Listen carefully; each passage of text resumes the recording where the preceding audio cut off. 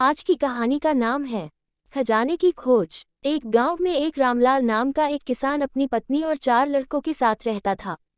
रामलाल खेतों में मेहनत करके अपने परिवार का पेट पालता था, लेकिन उसके चारों लड़के आलसी थे, जो गांव में वैसे ही इधर उधर घूमते रहते थे।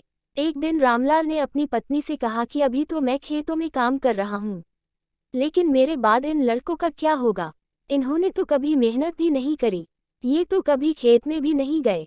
रामलाल की पत्नी ने कहा कि धीरे धीरे ये भी काम करने लगेंगे। समय बीतता गया और रामलाल के लड़के कोई काम नहीं करते थे। एक बार रामलाल बहुत बीमार पड़ गया। वह काफी दिनों तक बीमार ही रहा।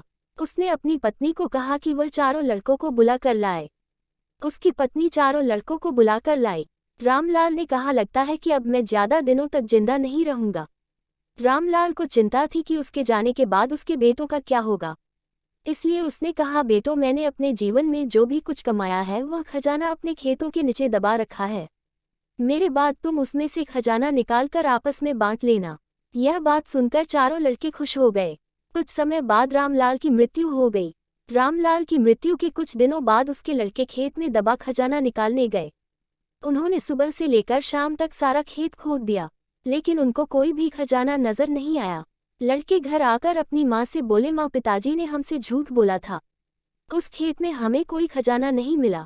उसकी माँ ने बताया कि तुम्हारे पिताजी ने जीवन में यही घर और खेत ही कमाया है, लेकिन अब तुमने खेत खोद ही दिया है तो उसमें बीज बो दो।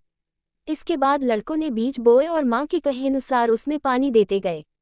कुछ समय बाद फसल पककर तैयार हो गई, जिसको बेचकर लड़कों को अच्छा मुनाफा हुआ, जिसे लेकर वह अपनी माँ के पास पहुँचे। माँ ने कहा कि तुम्हारी मेहनत ही असली खजाना है, यही तुम्हारे पिताजी तुमको समझाना चाहते थे।